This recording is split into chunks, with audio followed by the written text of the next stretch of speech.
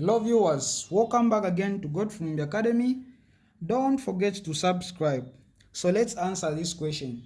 The micrometer screw gauge. So this is very important.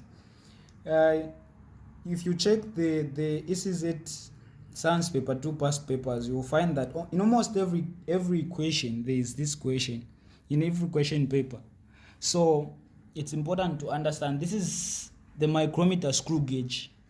So the question is saying figure B 1.1 shows an instrument used to measure a physical quantity.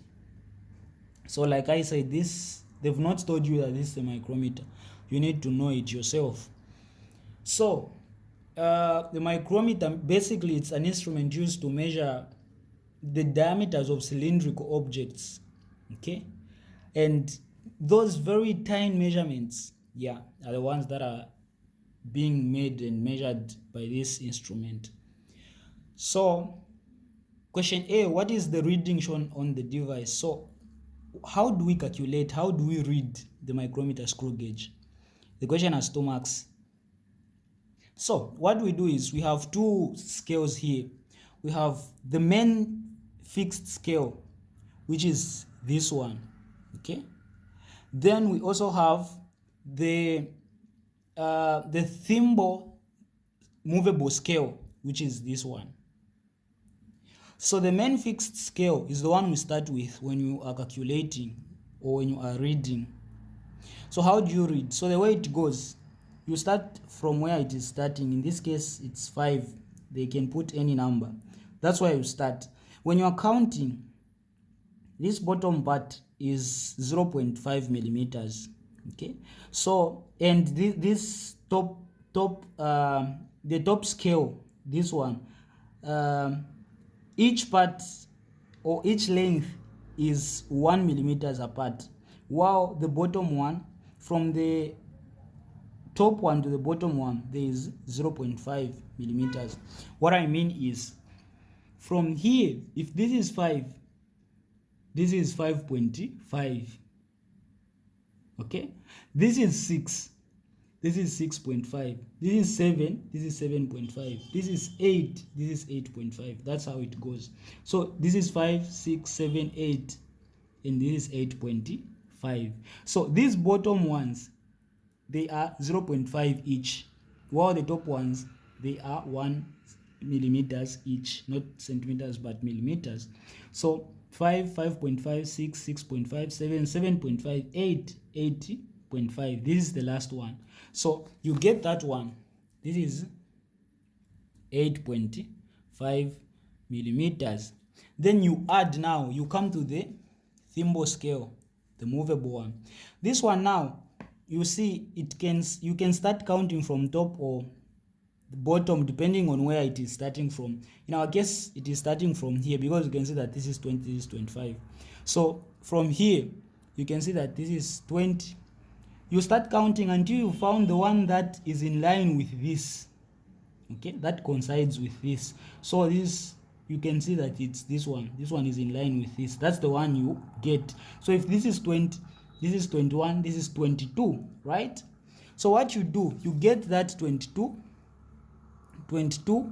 millimeters and you multiply it by 0.01. Okay, you always multiply it by 0.01. So that is the case. So when you multiply this, it's going to give you 0.22 millimeters.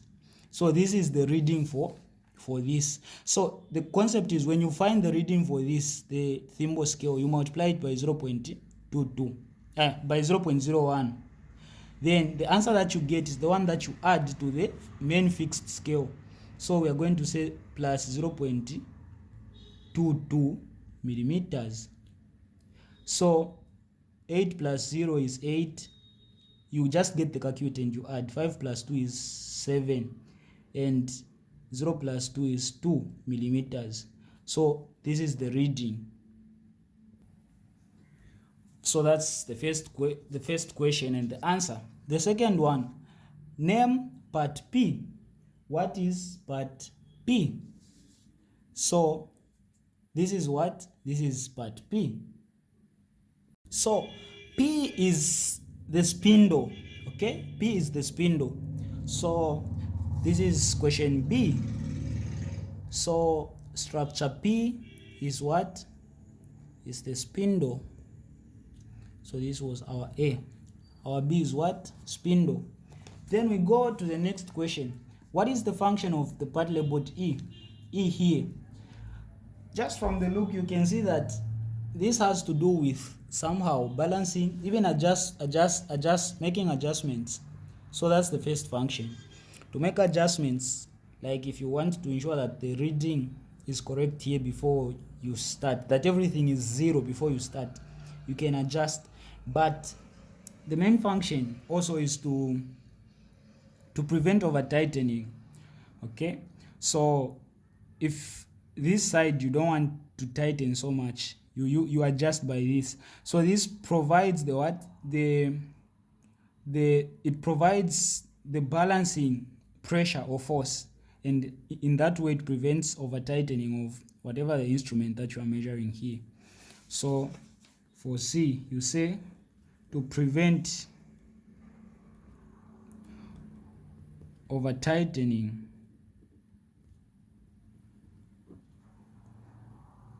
by providing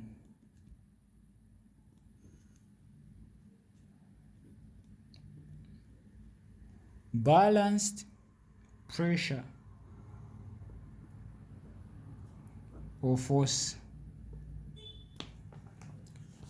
Then the last one, give one precaution you will take before using the instrument. So before you start using the micrometer screw gauge, you should always make sure that the reading is 0. That is very important. So make sure that the reading is what? Is 0. Otherwise you're gonna have the 0 error, and if that is the case, you have to subtract the 0 error at the end. So make sure the reading is 0 before using it. So before you use it, make sure that the reading is 0, and also make sure that it is very clean, because it is very sensitive, such that it can even measure the air particles. Very sensitive. So make sure that you clean it thoroughly. Yeah, that's very important also. So this is it. I hope you've gotten the explanation. Don't forget to subscribe.